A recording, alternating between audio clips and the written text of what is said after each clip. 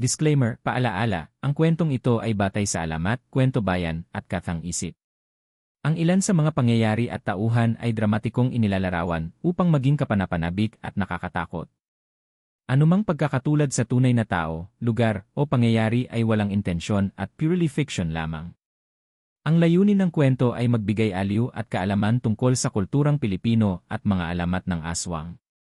Si Ella, isang dalagang tagalungsod, ay bumisita sa malayong baryo ng San Roque upang dalawin ang kanyang tiyahin. Mula sa unang sandali, ramdam niya ang kakaibang katahimikan ng lugar, malilim ang mga puno, may amoy ng lumang lupa, at tila may lihim na nakatago sa bawat sulok. Habang naglalakad siya sa makitid na daan patungo sa bahay ng kanyang tiyahin, napansin niya ang isang lumang bahay sa dulo ng kalsada. Ang bahay ay tila naiiba sa iba, may kalawang sa mga bakal na pintuan, mga sirang bintana, at isang bakod na bahagyang nabali. Ngunit ang pinakakakaiba ay ang presensya ng aso sa harap ng bahay. Hindi ito ordinaryong aso, malaki, may makapal na balahibo, at may kakaibang titig na parang nakikita ang kaluluwa ng sinumang lumalapit. Kahit hindi niya gustong lumapit, ramdam niya na pinagmamasdan siya ng aso mula sa malayo. Habang patuloy ang kanyang paglakad, nakarinig siya ng mga bulong at pag-ihip ng hangin na tila may kasamang babala. Ang mga matatanda sa baryo ay madalas na nagbababala sa mga bisita na huwag lumapit sa bahay na iyon, ngunit curiosity ni Ella ang nagdala sa kanya doon. Sa paglapit niya sa bakuran, nakita niya ang matandang lalaki na lumalabas sa bahay. May kakaibang aura ang matanda, mukha niyang matanda na may mga peklat at pilas, ngunit may kakaibang kabaitan sa kanyang mga mata. Kasama niya ang aso na tila sumusunod sa bawat kilos ng matanda. Naglakad sila sa paligid ng bakuran at naramdaman ni Ella ang kakaibang enerhiya na nagmumula sa bahay, parang may lihim na hindi kayang ipaliwanag.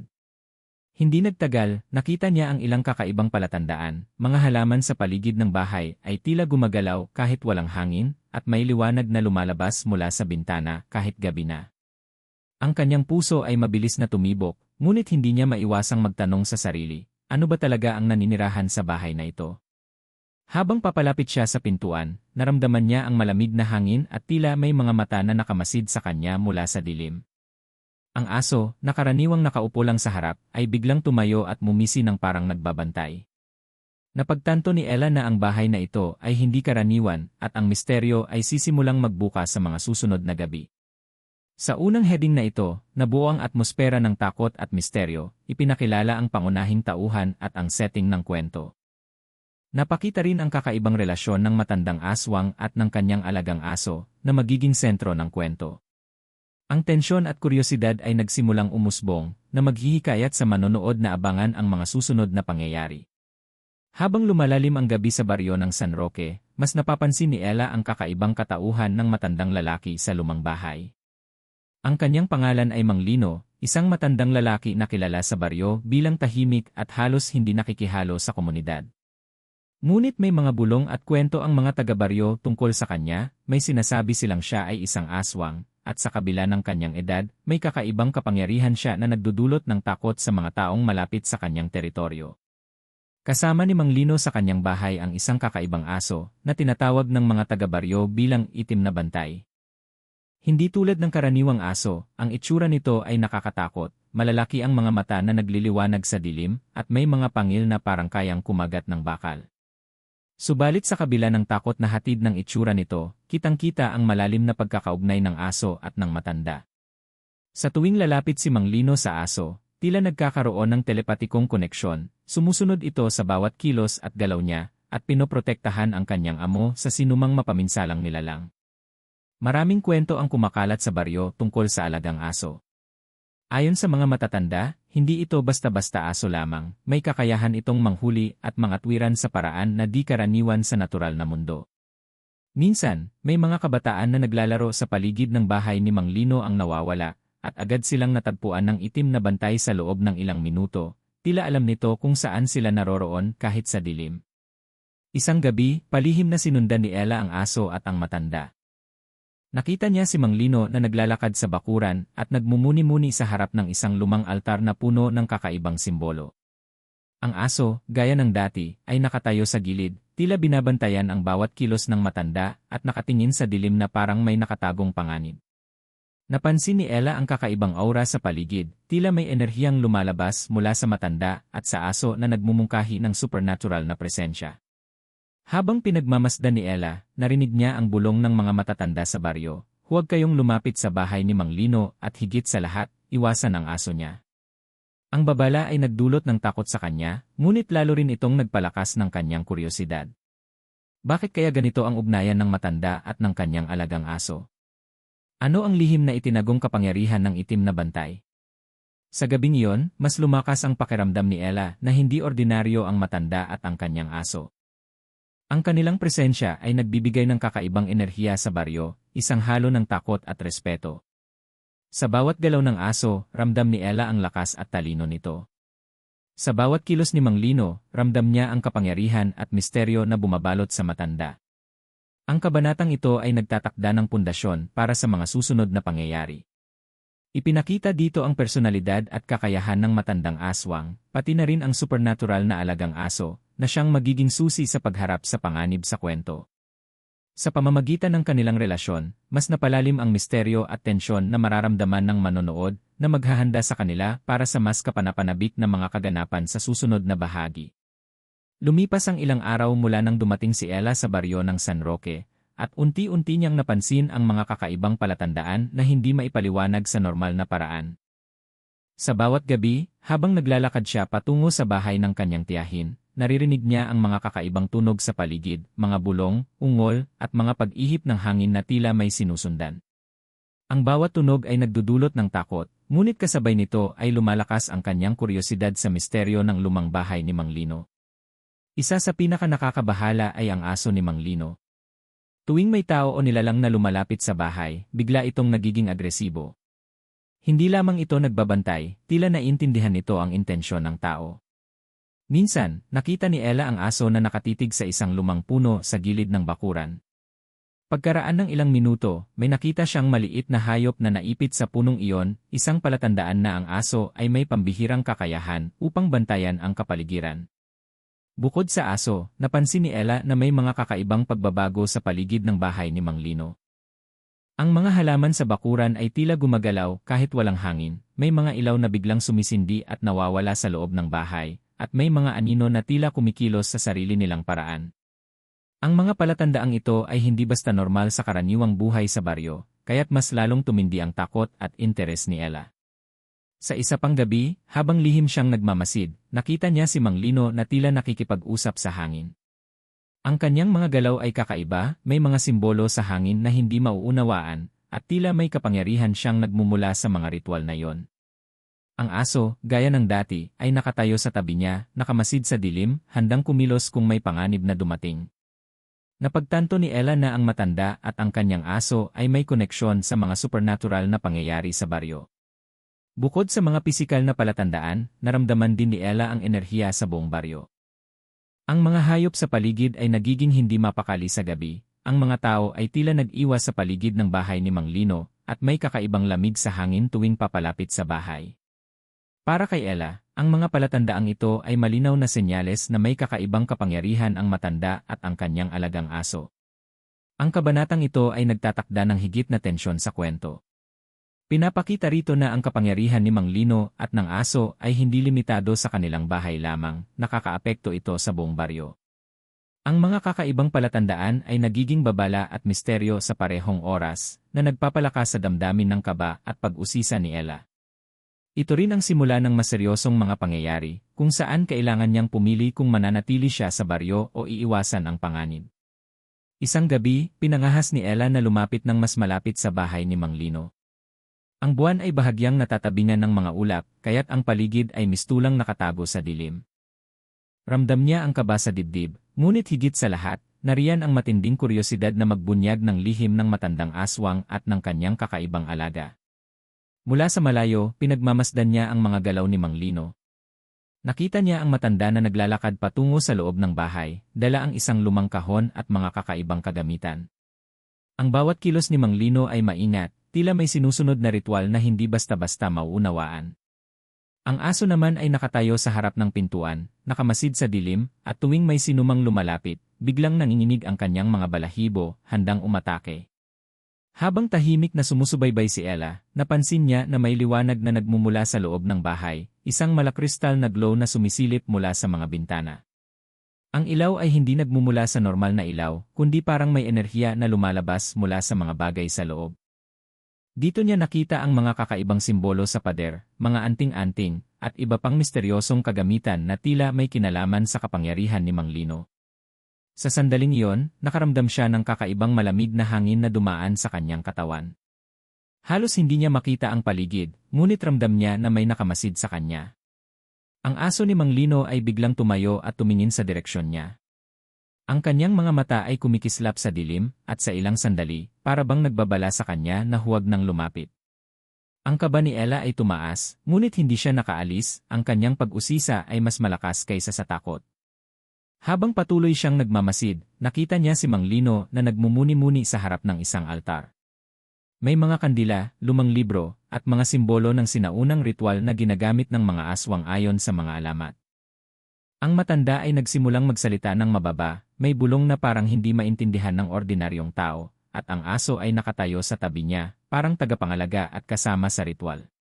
Sa sandaling iyon, unti-unti ring napagtanto ni Ella ang kakaibang relasyon ng matanda at ng aso. Hindi lamang ito basta alaga, tila may telepatikong koneksyon ang dalawa, at sa bawat kilos ni Mang Lino, ang aso ay tumutugon sa paraang hindi maipaliwanag. Ang parehong presensya nila ay nagdadala ng halo ng takot at respeto sa sinumang nakakakita. Ang kabanatang ito ay mahalaga sa kwento dahil dito nagsisimula ang mas mataas na antas ng tensyon at misteryo. Pinapakita nito ang kakayahan ni Mang Lino at ng kanyang alagang aso, at ang hindi maipaliwanag na kapangyarihan na bumabalot sa lumang bahay. Para kay Ella, ito ang simula ng kanyang paglalakbay sa mundo ng mga supernatural na nilalang, at maghihikayat sa kanya na maging mas mapagmatsyag at mapagmasid sa mga susunod na pangyayari.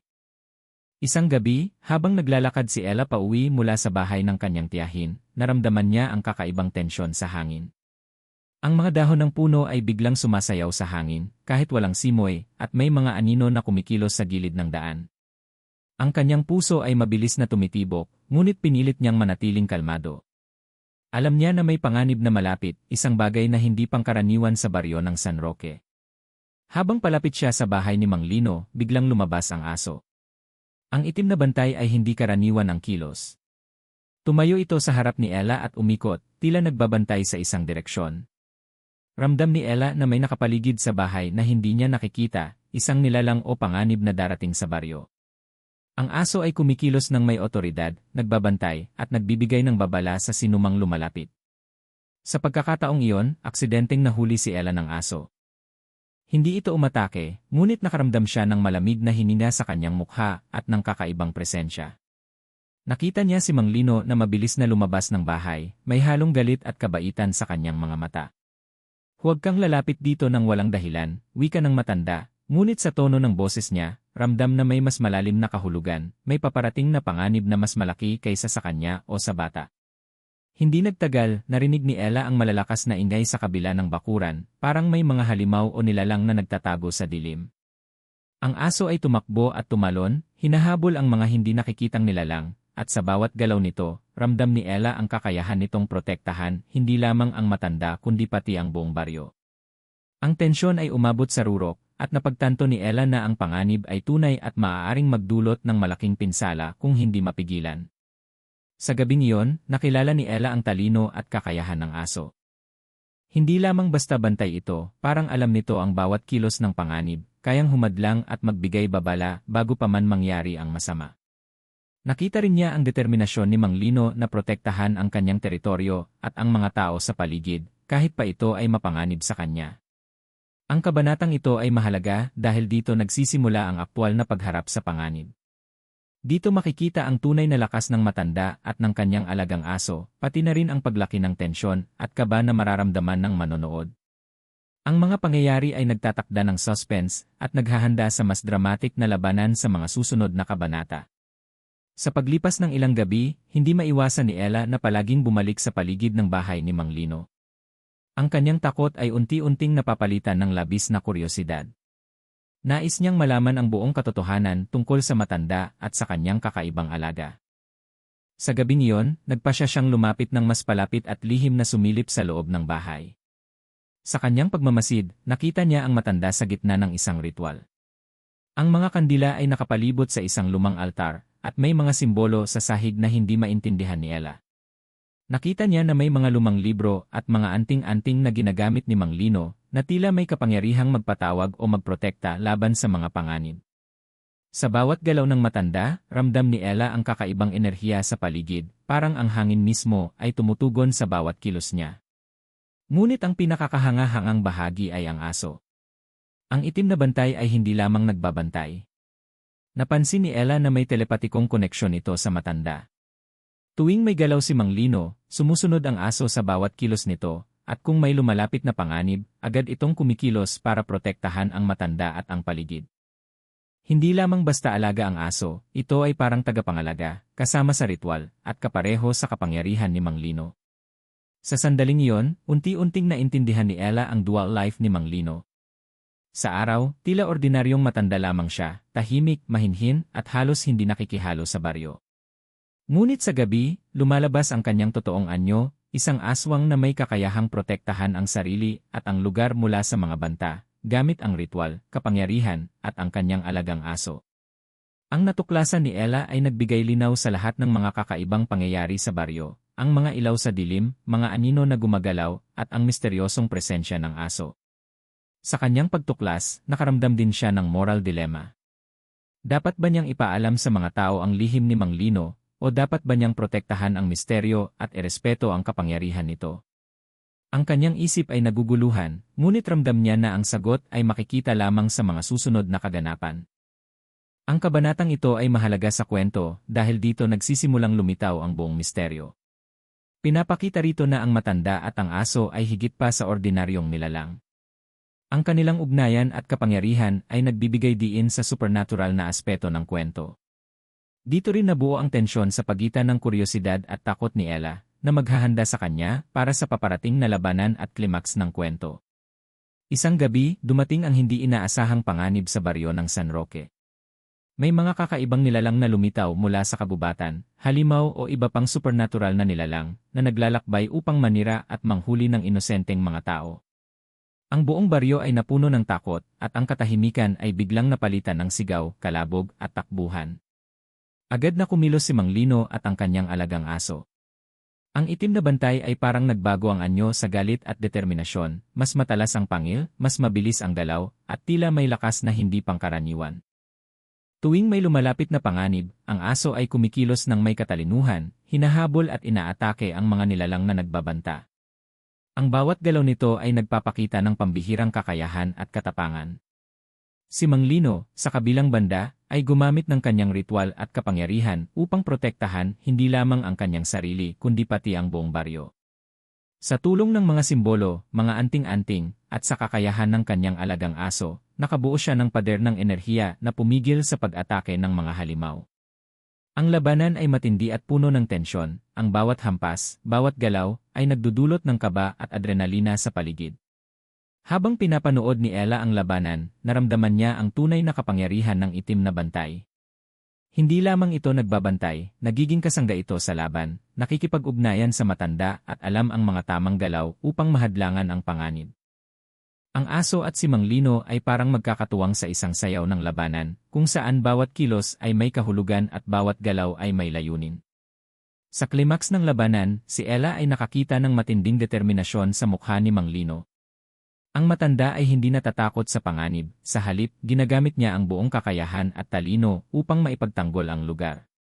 Ang aso ay hindi rin nagpapahuli, mabilis, malakas, at tila hindi nauubos ang enerhiya. Sa tulong ng kanilang kombinasyon, unti-unting napabagsak ang mga nilalang na nagtatangkang sirain ang baryo. Sa pagtatapos ng labanan, napansin ni Ella na ang baryo ay ligtas, ngunit alam niya na ang panganib ay maaaring bumalik. Ang matanda at ang aso ay nagpakita ng kanilang tunay na kakayahan, at sa gabing iyon, napatunayan nila na sila ay hindi basta-basta nilalang. Ang respeto at takot na nadama ni Ella ay lumakas, at mas naunawaan niya ang halaga ng kapangyarihan at proteksyon sa likod ng misteryo ng lumang bahay.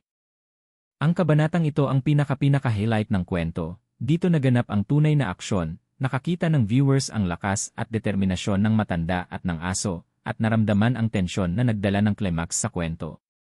Ito rin ang naglatag ng pundasyon para sa aral at katapusan ng kwento sa huling kabanata. Matapos ang matinding labanan sa baryo ng San Roque, napalibutan si Ella ng katahimikan na kakaiba sa nakaraan. Ang mga nilalang na nagdulot ng takot at kaguluhan ay naitaboy, at ang baryo ay unti-unting bumalik sa normal. Ngunit ang karanasang iyon ay nag-iwan ng malalim na marka sa kanyang puso at isipan. Nakita niya ang kabayanihan, tapang, at kapangyarihan ni Mang Lino at ng kanyang aso, na nagpatunay na may mga nilalang at misteryo sa mundo na higit pa sa ating nakikita at nauunawaan. Sa gabing iyon, lumapit si Ella sa matanda upang pasalamatan siya. Bagamat nakatago ang kanyang totoong anyo bilang aswang, ang kabaitan at malasakit ni Mang Lino ay malinaw na lumitaw sa kanyang mga kilos. Ang itim na bantay ay nakaupo sa tabi ng matanda, tahimik ngunit alerto pa rin, parang paalala na sa mundo ng tao at nilalang, may mga bantay na hindi nakikita ngunit laging nakamasid. Dito, unti-unti ring naunawaan ni Ella ang aral ng kwento. Natutunan niyang may mga bagay sa mundo na hindi dapat husgahan agad, may mga nilalang na maaaring nakakatakot sa unang tingin, ngunit may layunin at kabutihang nakatago. Ang respeto at pangunawa sa kakaibang kapangyarihan ay mahalaga, at ang katapangan ay hindi lamang nakukuha sa lakas ng katawan kundi pati sa kakayahang unawain at igalang ang misteryo sa paligid. Bilang huling bahagi ng kwento, nakipagpaalam si Ella kay Mang Lino at sa kanyang alagang aso. Alam niyang hindi niya dapat ibahagi sa lahat ang lihim na nakita niya, dahil ang kaalaman tungkol sa kapangyarihan ng matanda at ng itim na bantay ay maaaring magdulot ng takot o maling paghusga. Ngunit dala niya ang bagong pananaw sa buhay, ang pag-unawa sa kababalaghan, at ang respeto sa kakaibang nilalang na nakatira sa baryo. Sa pagtatapos, ipinakita rin ang isang maliit na hint na maaaring bumalik ang panganib sa hinaharap, isang anino na nakasilip sa kabubatan habang naglalakad si Ella pauwi. Ito ay nag-iwan ng posibilidad para sa sequel o dagdag na kwento, at nagpapaalala na ang mundo ay puno ng misteryo, at ang bawat nilalang, gaano man ito katakot-takot, ay may papel sa balanse ng kalikasan at buhay. Ang kabanatang ito ay nagtatapos sa kwento ng may tamang damdamin, halo ng kababalaghan, suspense, at aral. Pinapakita rito na ang tunay na tapang ay nagmumula sa pag-unawa, respeto, at pagiging bukas sa hindi pangkaraniwan. Ang mga manonood o mambabasa ay iwan sa kwento na may pakiramdam ng pagtataka, paghanga, at inspirasyon mula sa karanasan ni Ella, kay Mang Lino, at sa itim na bantay. 2.